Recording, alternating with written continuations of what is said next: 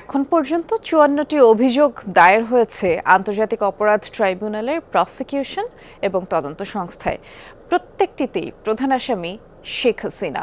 কিন্তু প্রশ্ন উঠেছে ১৯৭৩ সালের আইনে ২০২৪ সালের মানবতাবিরোধী অপরাধের বিচার সম্ভব কিনা।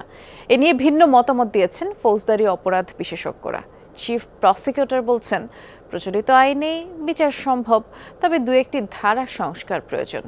সহকর্মী মহিউদ্দিন মধুর রিপোর্ট।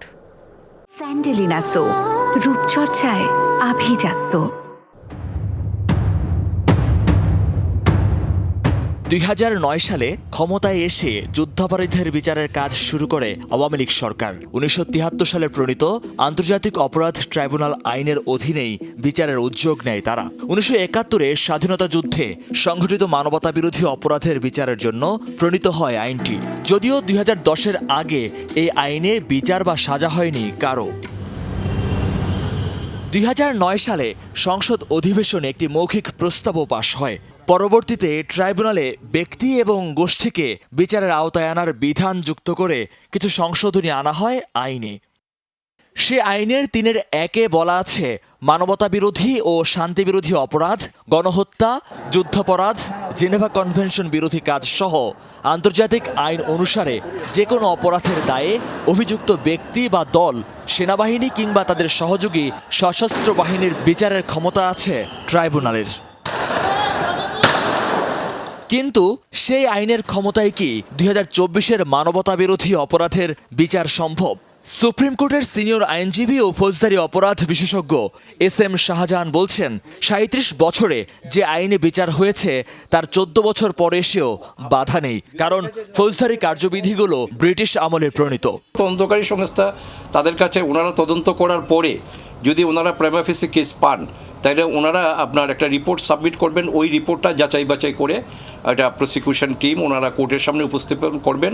যদি সেটা গ্রহণযোগ্য হয় তাহলে সেখানে চার্জ ফ্রেম হবে। চার্জ ফ্রেম হবে মানে বিচারটা শুরু হবে।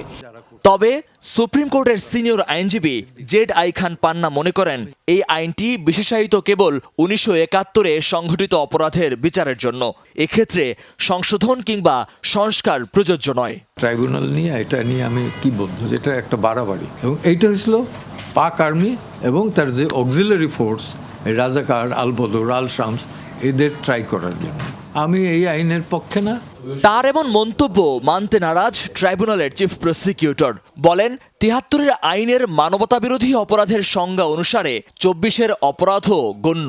আপনি আইনটার প্রিয়াম্বল এবং এই আইনটার যতগুলো সেকশন আছে সবগুলো পড়ে দেখবেন, কোথাও কোনো টাইম লিমিট বলা নেই।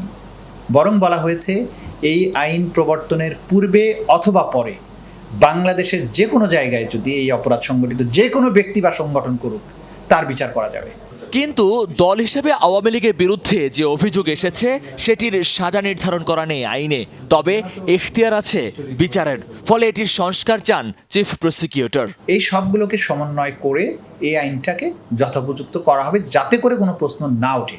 প্রশ্নবিদ্ধতা এড়াতে এই ট্রাইব্যুনালে বিচার না করে আন্তর্জাতিক আদালতে শেখ হাসিনার বিচারের দাবিকে অপ্রাসঙ্গিক বলে মনে করেন রাষ্ট্রের এই কৌশলী।